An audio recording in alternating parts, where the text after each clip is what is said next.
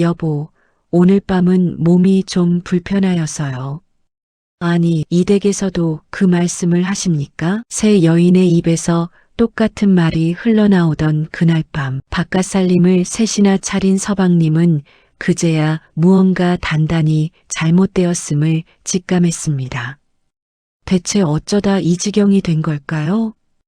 뛰는 서방 위에 나는 안악들 지금 바로 시작합니다. 옛날 옛적 호랑이 담배 먹던 시절 전라도 전주 땅에 노참봉이라는 양반이 살고 있었습니다.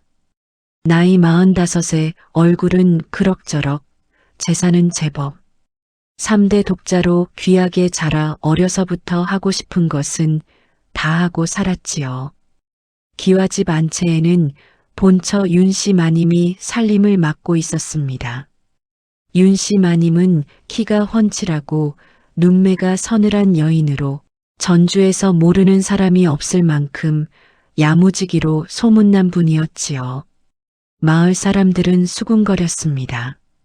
저 집 마님만 아니었어도 노참봉이 벌써 거덜났을 게야. 맞아, 저 양반이 뭘 믿고 사는지 원참. 그런데 노참봉에게는 아무도 모르는 비밀이 있었으니 바로 바깥에 살림을 차린 여인이 하나가 아니었다는 것입니다. 어느 봄날 아침 노참봉이 사랑채에서 담뱃대를 물고 유유자적하고 있을 때였습니다. 지나가던 동네 훈장 최서방이 툇마루에 걸터앉으며 한마디 했지요. 참봉 어르신, 세상에서 제일 무서운 게 뭔지 아십니까? 노참봉은 코웃음을 쳤습니다. 허허, 호안이나 마마지. 그게 무슨 소리요? 훈장은 고개를 절레절레 흔들었습니다. 아닙니다요. 제일 무서운 건 여인네들이 손잡을 때입지요. 그땐 천하장사도 꼼짝을 못한답니다요. 노참봉은 그 말을 듣고 껄껄 웃으며 손을 내저었습니다. 허허, 최서방도 참. 내가 이 동네에서 못할 것이 뭐가 있다고. 훈장은 자리에서 일어나며 낮게 중얼거렸습니다. 어르신, 뱁새가 황새 따라가다 가랑이 찢어지는 법이지요. 하지만 노참봉의 귀에는 그 말이 들어올 리 없었습니다. 자, 그럼 노참봉의 바깥살림부터 하나씩 살펴볼까요? 첫 번째 여인은 읍내 장터 근처에 사는 춘매였습니다. 나이 32에 남편을 일찍 여인 과부로 떡 솜씨가 기가 막혀 장날마다 장사가 불티났지요.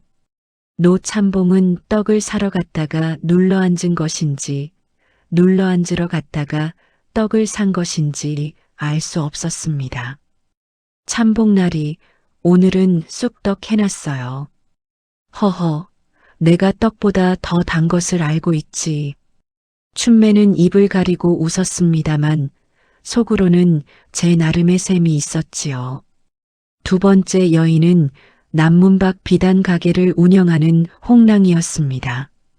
나이 28에 눈썹은 먹으로 그린 듯 진하고 눈동자는 가을 하늘처럼 맑았습니다. 장사 수완이 좋아 혼자서도 가게를 번듯하게 꾸려나갔지만 노참봉이 드나들면서 비단 한 필씩 사주는 것을 마다할 이유는 없었지요.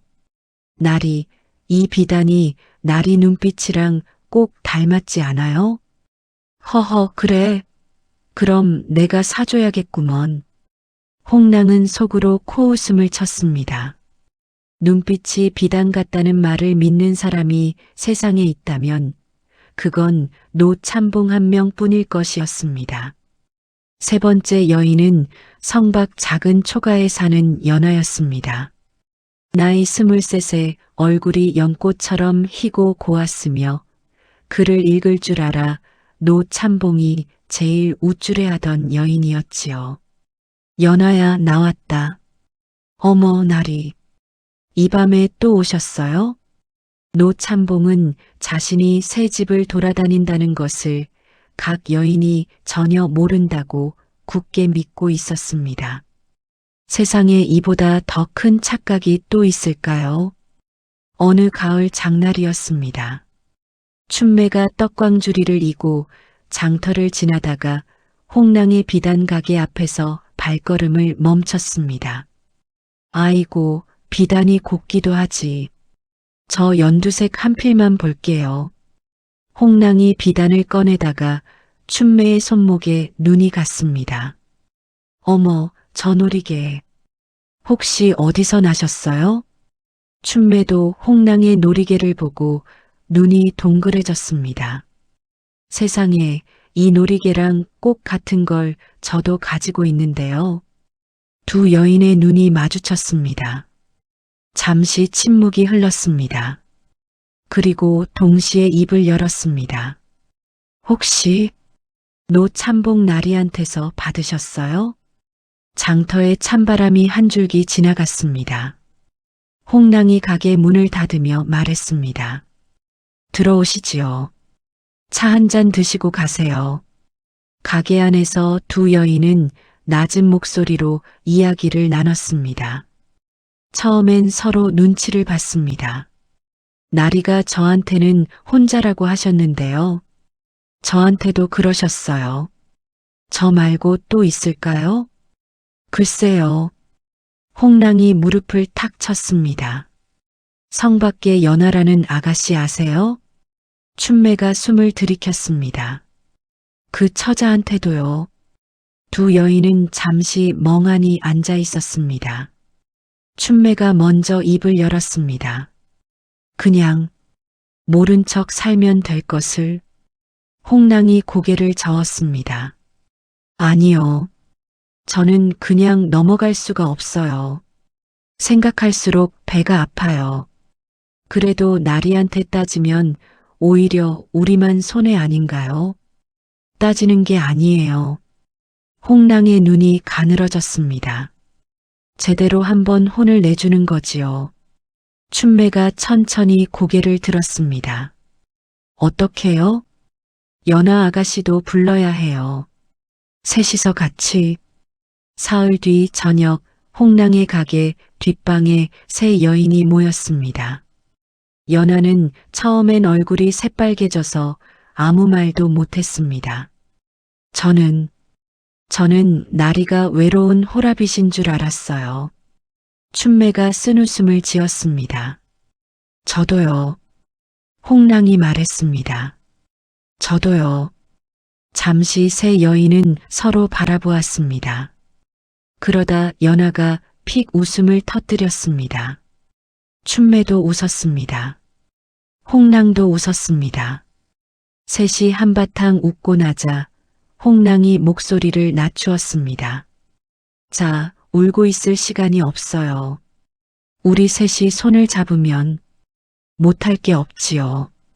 연하가 고개를 끄덕였습니다. 제가 하겠어요. 뭐든지 시키는 대로 하겠습니다. 춘매도 손을 내밀었습니다. 저도요. 어디 한번 해봅시다. 세 여인의 손이 포개졌습니다. 그날 밤 작전이 시작되었습니다. 그런데 이 작전에 뜻밖의 조력자가 생겼습니다. 바로 노 참봉의 본처 윤씨 마님이었지요. 사실 윤씨 마님은 모르는 것이 없었습니다.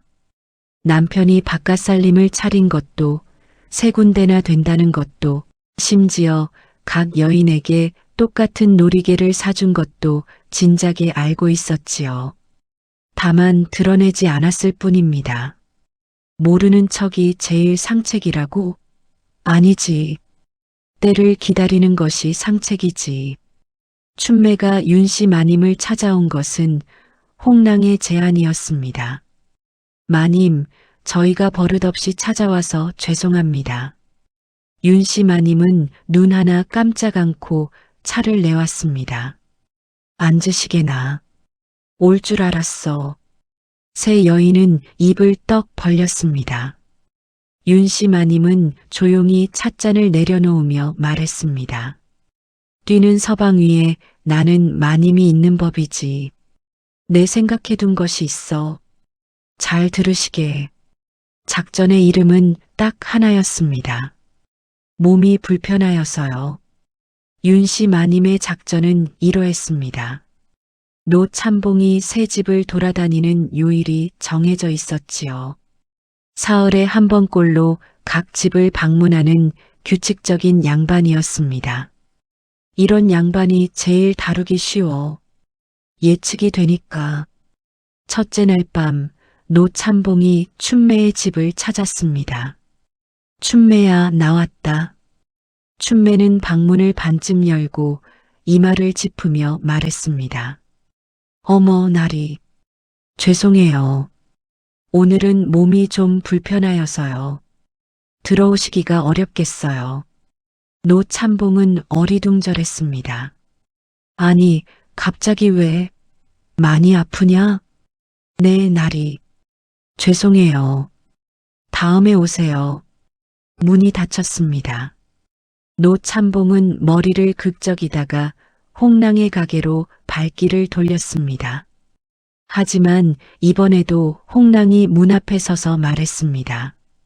나리, 어머, 때마침 오셨네요.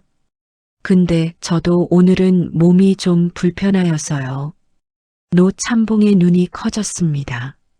아니, 너도? 네, 죄송해요. 다음에 꼭요. 문이 닫혔습니다. 설마 하는 마음으로 성박 연화의 초가로 달려갔습니다. 연화야, 연화야 나다. 연화가 창호지 문 너머로 가느다란 목소리로 말했습니다. 나리, 어쩌죠? 저도 오늘은 몸이 좀 불편하여서요. 노참봉은 그 자리에 우뚝 섰습니다. 새 집에서 똑같은 말을 들은 것입니다. 여보, 오늘 밤은 몸이 좀 불편하여서요. 아니, 이 댁에서도 그 말씀을 하십니까?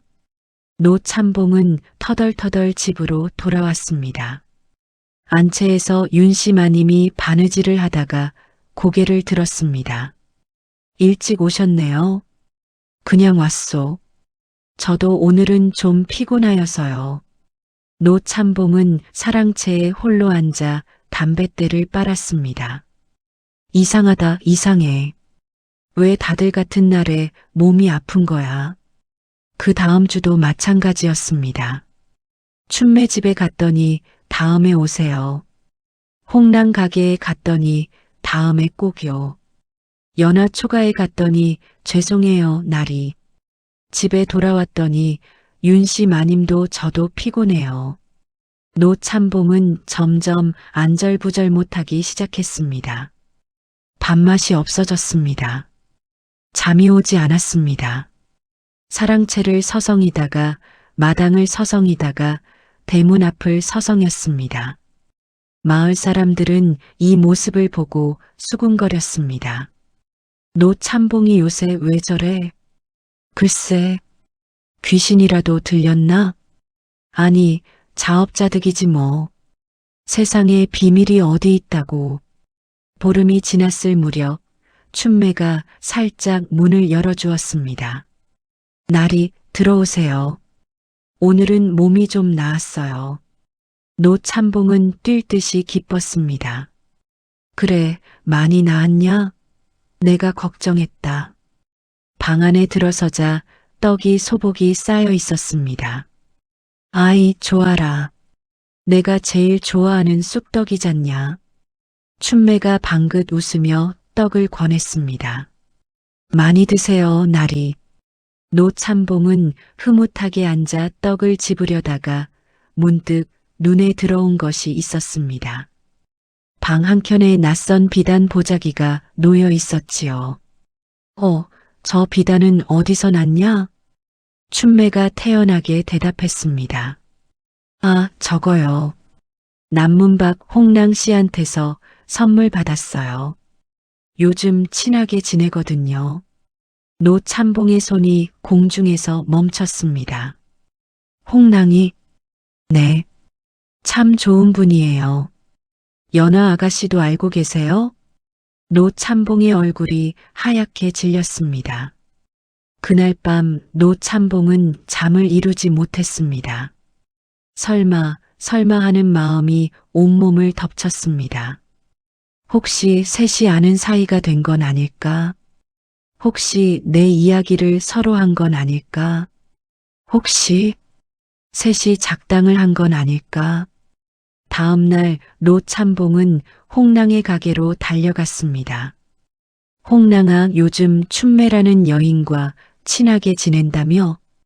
홍랑은 눈도 깜짝 않고 비단을 정리하며 말했습니다. 아, 네. 장날에 우연히 만났는데 참 마음이 잘 맞아요. 연하 아가씨도 얼마 전에 인사를 나눴고요. 셋이서 무슨 이야기를 하던가? 별 이야기요. 뭐, 떡도 먹고 차도 마시고. 아, 나리 이야기도 조금 했어요. 노참봉의 다리에 힘이 풀렸습니다. 어떤 이야기를? 홍랑은 고개를 갸웃거리며 말했습니다. 글쎄요. 기억이 잘 안 나네요. 그러고는 시치미를 뚝 뗐습니다. 그날 저녁 노참봉이 집에 돌아오니 안채에서 윤씨 마님이 손님을 맡고 있었습니다. 목소리가 낯익었습니다. 담 너머로 슬그머니 귀를 기울였더니 이게 웬일입니까? 춘매의 목소리, 홍랑의 목소리, 연화의 목소리가 한데 섞여 있었습니다. 윤씨 마님의 웃음소리도 들렸습니다. 호호. 어머, 마님도 참. 맞아요, 맞아. 노참봉은 대문 앞에서 그대로 굳어버렸습니다. 아니, 저것들이 언제부터 우리 집을 제 집 드나들듯이. 번개가 하늘을 갈랐고 천둥 소리가 먼 산을 뒤흔들었습니다. 싸늘한 바람이 노참봉의 등줄기를 타고 흘러내렸습니다. 결정적인 사건은 사흘 뒤에 터졌습니다. 노참봉이 저녁 일찍 연화의 초가를 찾아갔습니다. 기척이 없었습니다.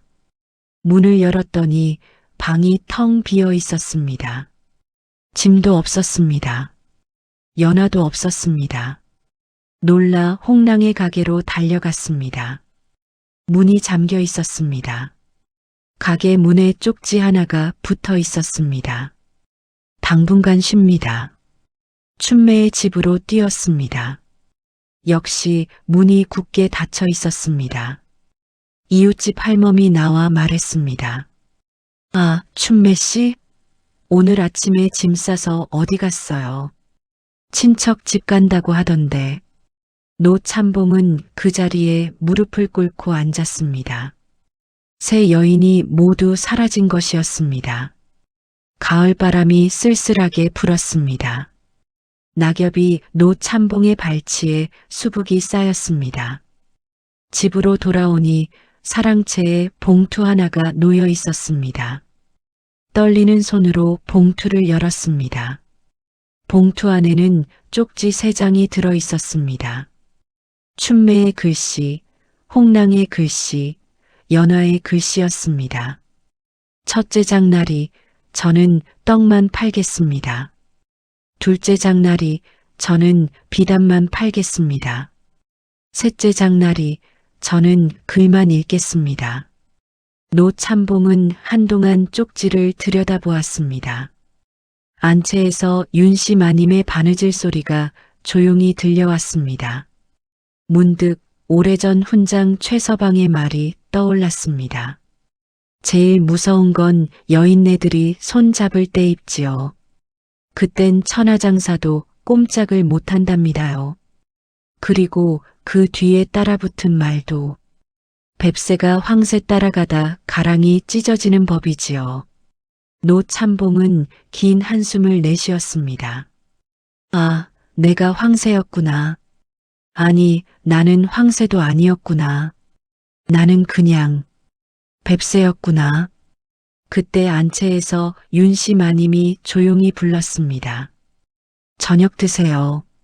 노참봉은 안채로 들어가 밥상 앞에 앉았습니다.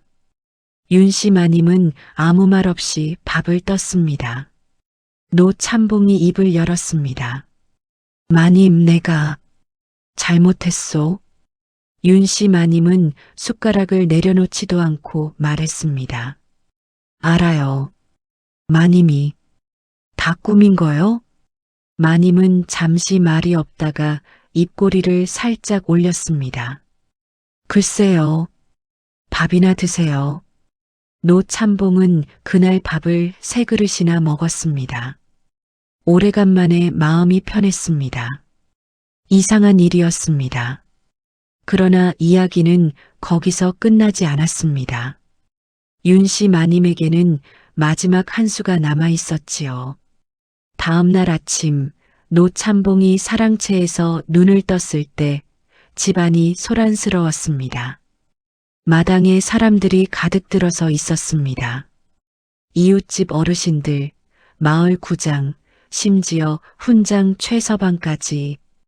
윤씨 마님이 대청마루에 단정히 앉아 말하고 있었습니다. 제가 오늘 여러분을 모신 것은 우리 서방님께서 새로운 결심을 하셨다는 것을 마을 어른들께 증인으로 세우고자 함이에요. 노참봉은 눈이 번쩍 뜨였습니다. 아니, 이게 무슨... 윤씨 마님이 노참봉을 바라보며 말했습니다. 서방님, 어제 저한테 잘못했다고 하셨지요?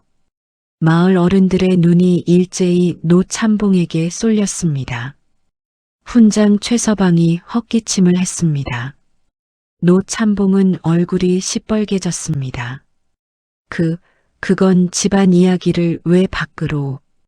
서방님, 여러 어르신들 앞에서 다시 한 번만 말씀해 주세요. 마을 구장이 무겁게 말했습니다.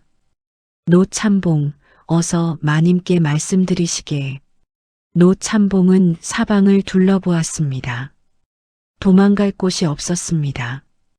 결국 헛기침을 3번 하고 나서 말했습니다. 잘못했소. 마당에서 웃음이 터졌습니다. 누군가 박수를 쳤습니다. 훈장 최서방이 무릎을 탁 쳤습니다. 꺼봐요, 꺼봐. 내가 뭐라고 했습니까? 그날 이후 노참봉이 바깥을 기웃거리는 일은 없었습니다. 혹시라도 외출이 길어지면 윤씨 마님이 조용히 한마디 했지요. 어디 다녀오셨어요? 딱 그 한마디면 충분했습니다. 세월이 흘렀습니다. 어느 봄날 장터에서 춘매가 떡을 팔고 있었습니다.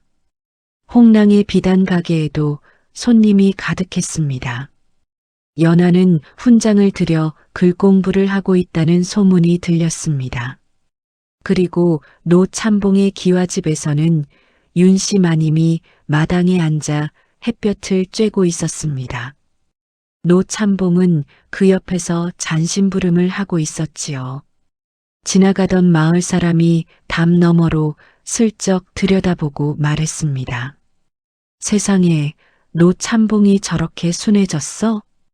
글쎄 말이야. 여인네들이 손 잡으면 천하장사도 꼼짝 못한다더니 뛰는 서방 위에 나는 마님이 있는 법이지. 마당의 300년 묵은 느티나무 아래에서 윤씨 마님이 조용히 웃었습니다. 여인네 셋이 손을 잡으니 천하의 노참봉도 속옷바람 신세를 면치 못했습니다. 뛰는 서방 위에는 언제나 나는 마님이 있는 법이지요. 그럼 모두 행복한 하루 보내세요. 감사합니다.